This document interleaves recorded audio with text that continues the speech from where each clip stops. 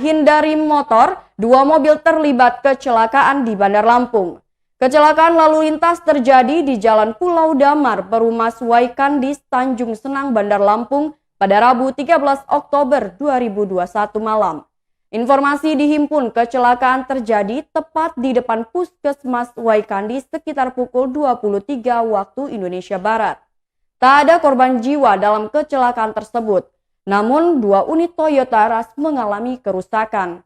Kasat Lantas Polresta AKP M. Rohmawan menjelaskan, kecelakaan bermula saat Rush warna silver dengan plat nomor BE 1141 CM melaju dari arah Pasar Waikandis menuju Sukarame. Saat melintasi lokasi kejadian, mobil yang dikendarai Okta warga Jalan Pulau Sari Raya, Tanjung Senang ini hendak menghindari sepeda motor yang datang dari arah berlawanan. Menghindari sepeda motor, jenis dan nomor polisinya belum diketahui.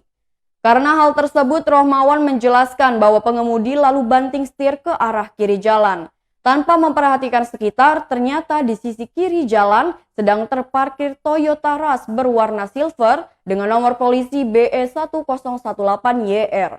Kecelakaan tak dapat dihindarkan. Rush yang dikemudikan Okta akhirnya menabrak bagian belakang Rush yang diketahui milik Edi Wijaya.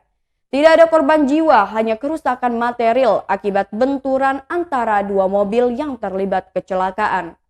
Rohmawan menjelaskan, Rush milik Okta mengalami sejumlah kerusakan. Diketahui mobil tersebut mengalami ringsek di bagian badan dan bemper samping kiri depan.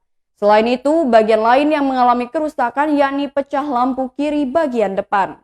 Tak jauh berbeda, kerusakan juga dialami oleh mobil milik Edi Wijaya.